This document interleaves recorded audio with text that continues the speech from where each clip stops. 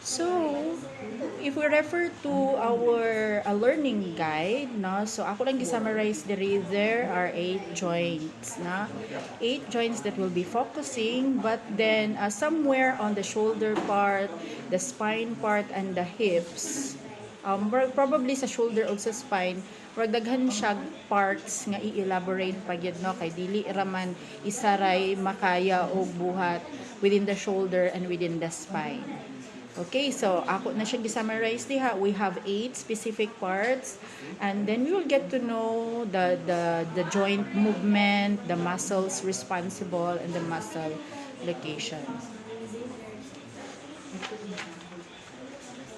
Okay, so here in the number 1 is the radio-ulnar joint. No, so this is the joint where you have diba, duha siya ka bone in the picture. You have the radius and the ulna.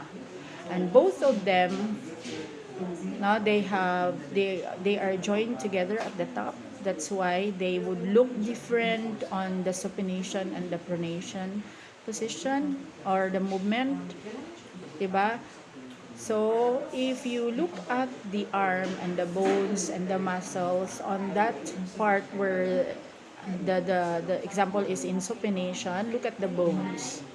Diba? Dili siya nakainana ang ihang forma. But upon pronation, diba? Mura siya mo-twist siya, tanawa, mura na siya ni X. And with the help of those muscles, the pronation and supination is possible. Okay, so that's how delicately the bones and the muscles work together in that area. Okay, moving on. Number 2 joint that we're going to talk about is the wrist. Na wrist kani wrist na to. No, so the joint movement that we're going to talk about is the flexion and the extension. So naay atong picture diha, no.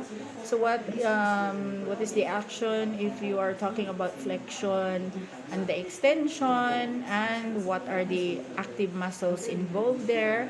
So I provided you with a clear picture so that mailhan ninyo diha, no, kung kinsa gyud. So nara si wrist flexors siya diha, no, and then wrist extensors.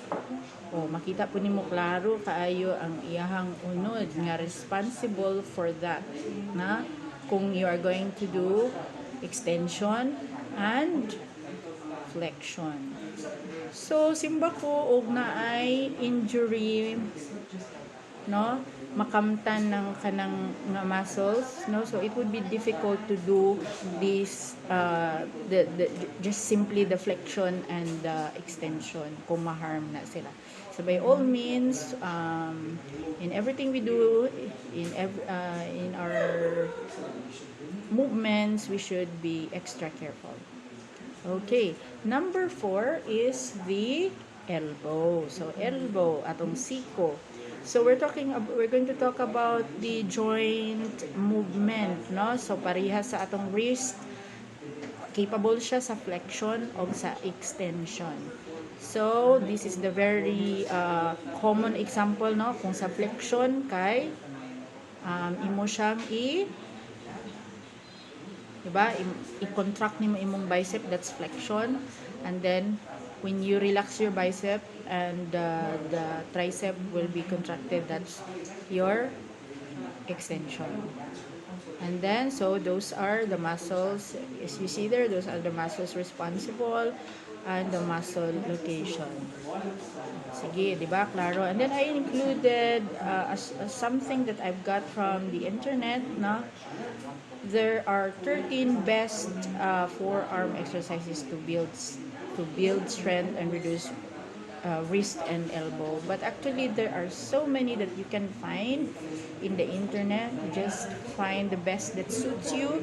But I just added that in case you also would like to explore that. No, so mga simple ra gyud kay siyang exercises. Actually, if you look at that, if you browse through that website, no, you can see it moving, no, para masabtan gid mo kung unsa ang action anang iyahang extend nga flex diha, yang wrist circles, rope climbs, fist grip, ball squish, gentle fist rocks, knuckle rocks, and many more, no? So if you want to have a closer look at that, you can actually see it moving when you open it on the website. Okay. Now, we are now at the shoulder joint. No? So, sa shoulder joint, medyo ubay-ubay ni ang okay, daghan kay si shoulder joint mabuhat diri o 1, 2, 3, 4, 5, 6. Okay, mga unom ka buok ang pwede ma-perform ni shoulder. Okay, number 1, we're going to talk about flexion, abduction, and extension. So I included there na the pictures of the directions, where is it going ang imuhang arm to move to move the joint there on your shoulder. So say for example, for the flexion, that's where it goes, no? And then for the extension, and then abduction. Okay, so the muscle responsible is your deltoid. And then there in the picture, you have there the different descriptions sa deltoid, no? Natay deltoid nga nasa middle deltoid, ang posterior nasa likod nga deltoid, ug anterior deltoid. Kay of course, no, kuan man kay widest range man ang mabuhat sa atong shoulder, di ba? Isod sad kayo og isa ra ka side, no, dili ta makaabot sa tubangan, di nato matuyok, di ba? O daghan kayo makaya og daghan kay murag mas free range kaayo ang naa diri sa imong shoulder. Pero pag kana po'y mabikil, yayay pud na kaayo. So sometimes mabikil na siya kung wrong ang atong position sa pagtulog. So even sa atong pagtulog, ato na siya i-anticipate na dapat, especially kung kapoy kaayo ta, no, we have to make sure nga insakto tag mga unlan diha, kay basig di ba kung kapoy na kay ta di natakalihok, and then patinga na lang ta nga uy nabikil naman, kay wa naman kakalihok kay hago kaayo kakapoy kaayo ta. So muna siya nabikil siya kay wala na siya nimo nalihok. Okay, then the next thing that the shoulder joint can do is when you have the adduction, na, so ang joint movement is adduction. So that's a picture of how adduction is done. That's where you move your arm, and then the muscle responsible for that is the latissimus dorsi, no? So naana siya sa imong likod nga part kana nga muscle diha, na sa posterior trunk. So meaning to say posterior na naa sa imong likod. Okay, next dayon ang joint movement around the shoulder pagyahapon, we have the horizontal flexion. So mauna siya ang forma, ha, if you talk about horizontal flexion. And then ang muscle responsible ana kay si pectoralis major. So kung kaganina si latissimus dorsi, which is at the back of your trunk, no, so siya naana siya diri sa imuhang top of the chest, no, sa ibabaw. So kana dihang dako nga muscle diha na ibabaw lang gamay sa imong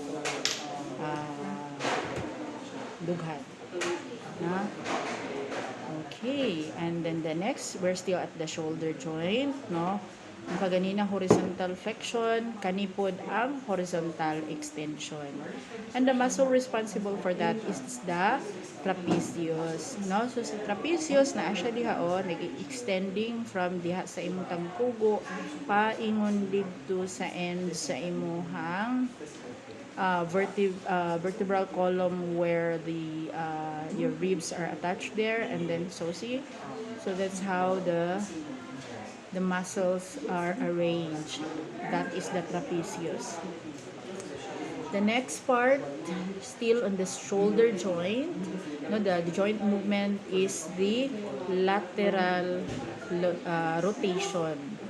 So in the picture, that's how you do the lateral rotation, no? Pasulod, pag paside. Pasulod, paside. And the muscle responsible for that is the teres minor and the infraspinatus. So nara si teres minor or minor, and then the infraspinatus. No, so very delicate. And then muscle location attaches back of humerus. So nara imong humerus nga bone diha siya nag-attach. Okay? So murag no, so ma-imagine na nato kanang ang atong muscle kay gasakit, no. May muscle nato muna siya ang gasakit diha kanang pamaulan ta, no. Maklaro nato ay diha ang pamaol, no, si infraspinatus teres minor. So one more joint movement diha sa atong shoulder joint is the medial rotation. Ganina is the lateral rotation, no, pagawas to the side. Karon si medial rotation pasulod siya, no, to your abdomen. Tanawa sa picture. The muscle responsible is the teres major and the subscapularis, and then it attaches side and front of scapula to the humerus. Okay, so humana na ta sa shoulder joint. We are now at the spine na punta nga joint, na spine. So when we do the flexion, that's